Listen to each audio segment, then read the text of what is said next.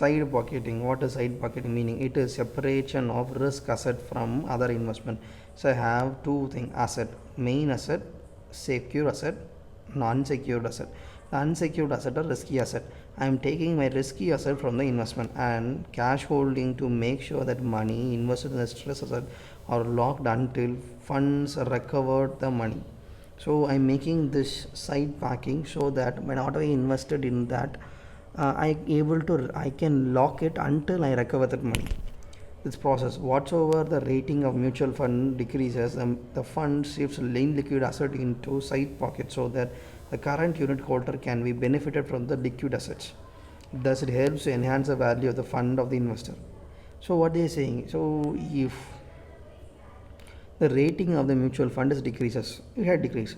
So, the fund shifts illiquid asset into side pocket. So they will discover what are the assets that can be liquid, what is illiquid. That means it can't be cashed out soon. So they are side pocketing that assets. So that when they liquidate this asset, that will helps the fund value. So whatever that is liquid, that will use a value to the shareholder. If the illiquid asset will be side packet, so that the investors will be able to get or recover the amount which is viable. So that is what side packing means.